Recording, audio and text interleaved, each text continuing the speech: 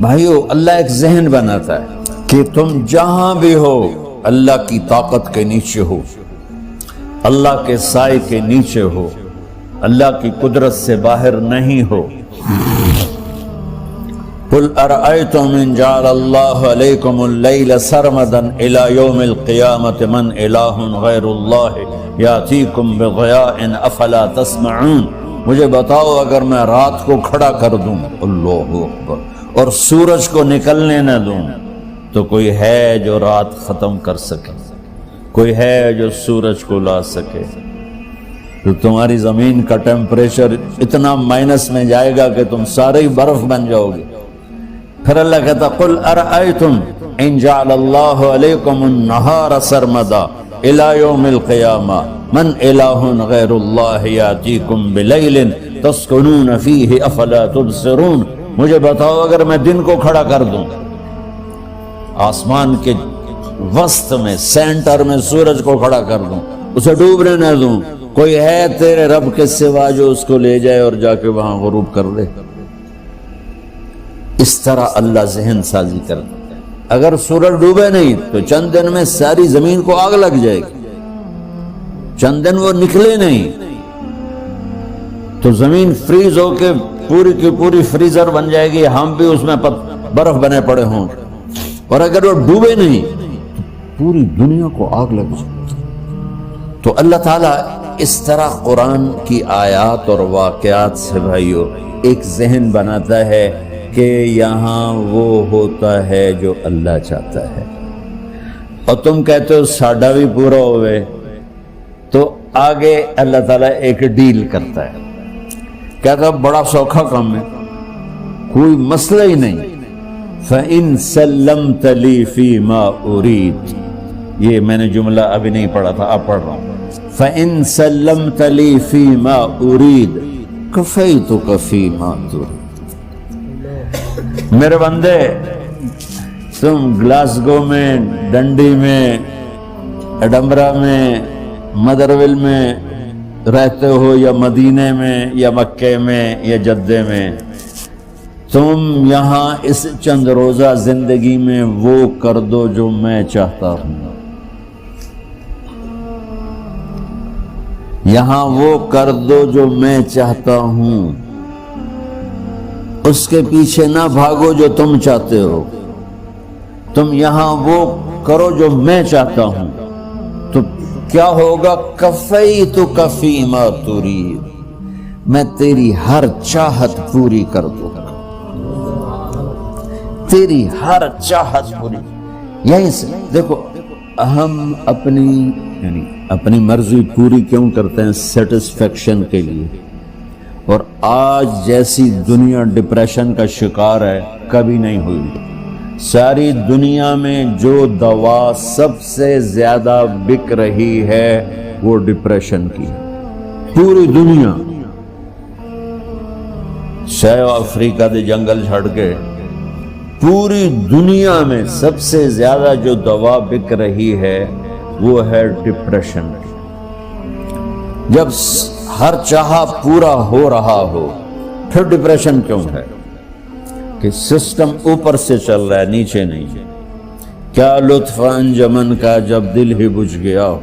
اللہ دل کو کی خوشیاں نکال لے تو دنیا کی کوئی رونق اللہ کی قسم آپ کو خوشیاں نہیں دے سکتی۔ اور اللہ دل میں خوشیاں بھر دے تو موت کو بھی ہنستے ہوئے گلے لگاؤ۔ میرے نبی کے نواسے نے کربلا میں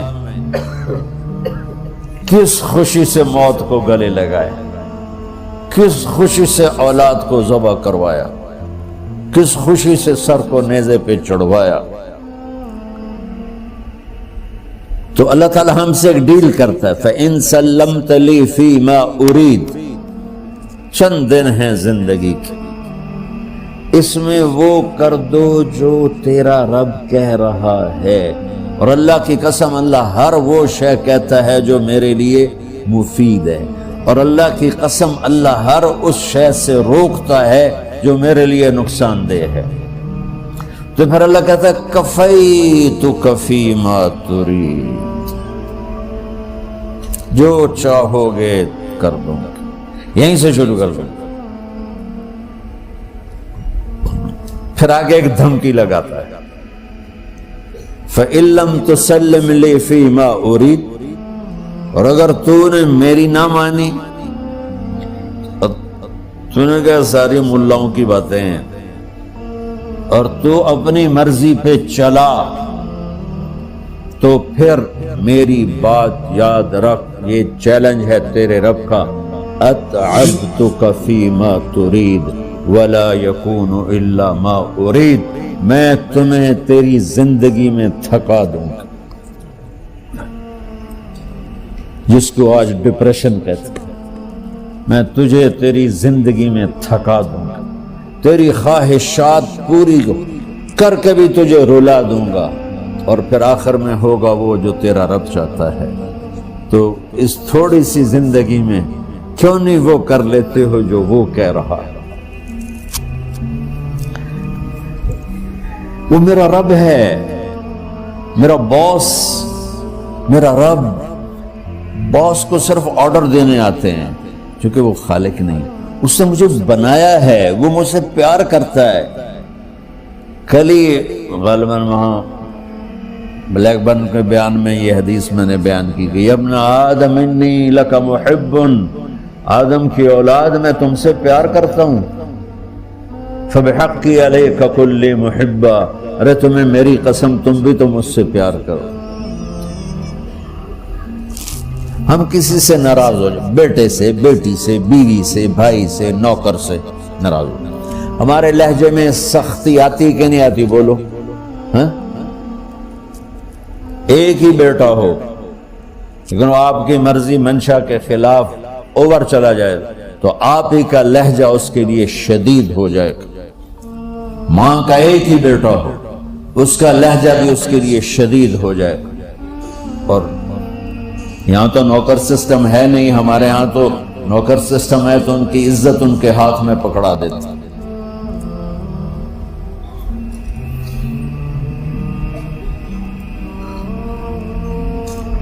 اللہ ہمارے ساتھ کیسے بات کرتا ہے؟ کس سے؟ نافرمانوں سے.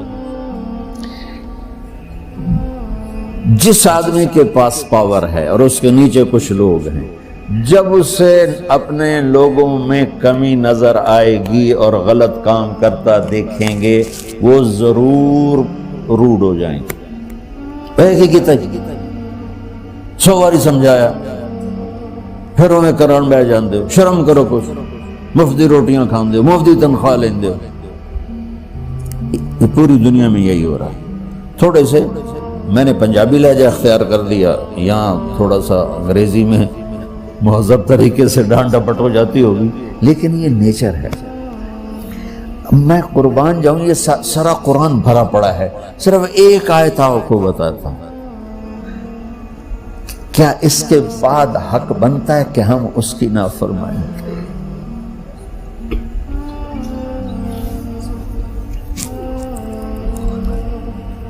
کچھ لوگ ہیں جن کے بارے میں اللہ کہتا خلطوا عملا صالحا وآخر سیئا.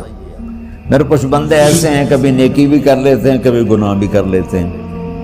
یہ اللہ تعالیٰ قرآن میں خود بتا رہا ہے کہ میرے کچھ بندے ایسے ہیں, کبھی بڑے نمازی بن جاتے ہیں, کبھی مسجد کا راستہ ہی بھول جاتے ہیں. اور کچھ بندے ایسے ہیں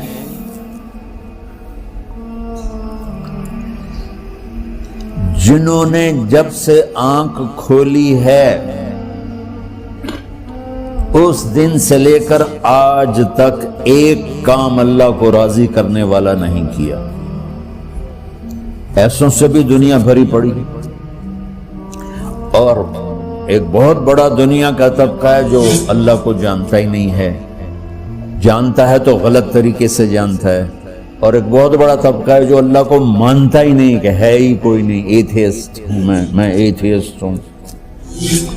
تو میرے بھائیو, میں اللہ کی قسم کھا کے کہہ رہا ہوں کہ کس محبت سے اللہ نے ان لوگوں کو پکارا ہے, کاش میں آپ کو اس کی وضاحت کر سکوں. یا عبادی الذین اسرفوا علی انفسہم،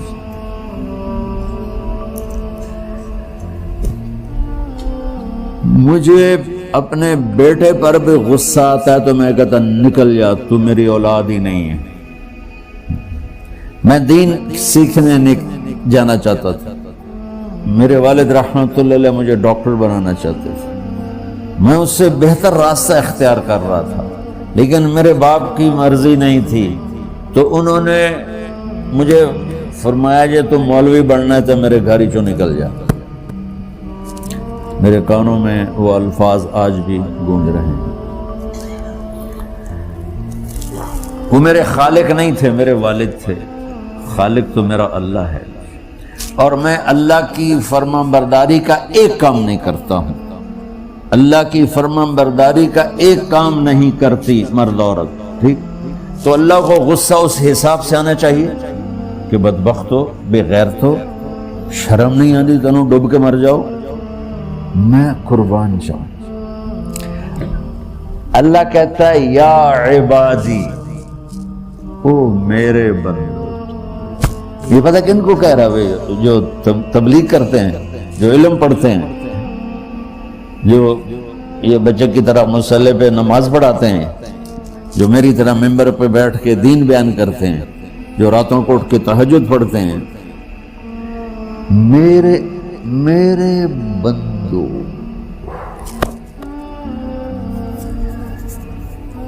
آپ نے دیکھا وہ شہد ایک دھار بناتا ہے، ٹپکتا ہوا نیچے آتا ہے نا۔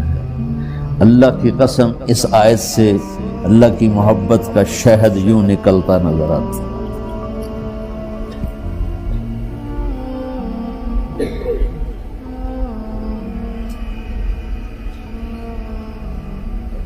یا عبادی، اللہ کو کہنا تھا اوے نافرمانو، کہنا یہ چاہیے تھا جو آگے لفظ میں بتاؤں گا نا، پھر آپ کو خود بخود میری بات واضح ہو جائے گی۔ اوے نافرمانو، بے غیرتو، میرا اللہ کہہ رہا ہے یا عبادی، میرے بندے، یا عبادی، یہ بھی ایک لہجہ ہے نا، یا عبادی۔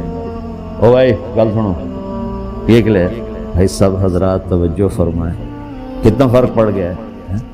پہلے لہجے میں بدتمیزی تھی، دوسرے لہجے میں آپ سب کا احترام تھا۔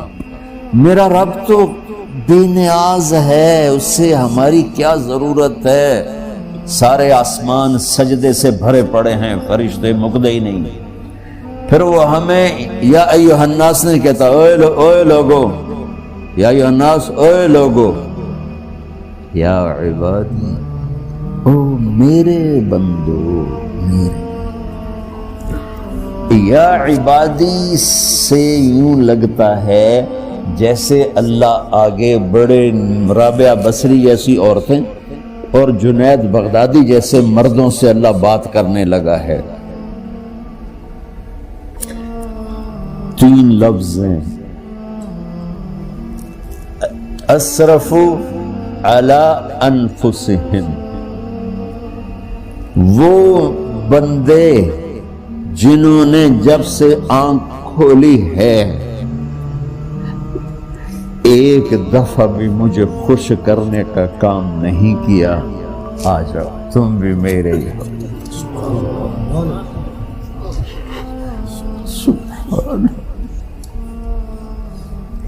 اللہ نے ایسے باہیں پھیلا دی اپنی رحمت کی۔ یا عباد، تقوی والے نہیں کہا،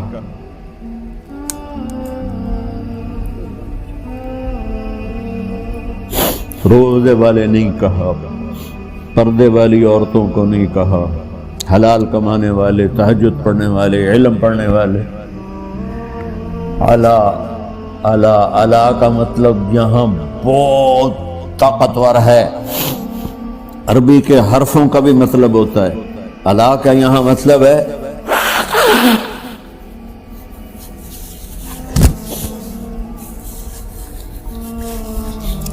آپ نے اس ممبر کو کور کیا ہوا ہے کپڑے کے ساتھ، کہیں سے نظر آ رہا ہے؟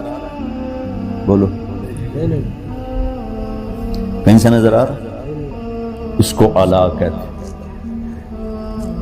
اللہ کیا کہہ رہا ہے کہ جنہوں نے اتنے گناہ کیے ہیں کہ ان کا جسم گناہوں میں ڈوب گیا ہے، وہ نظر ہی نہیں آتا، صرف اوپر گناہ ہی گناہ نظر آ رہا ہے، نافرمانیاں نظر آ رہی ہیں، ان کا اپنا وجود اس میں نظر ہی نہیں آ رہا۔ اللہ کہہ رہا ہے یا عبادی، اور تسی بھی میرے ہی ہو، آ جاؤ آ جاؤ۔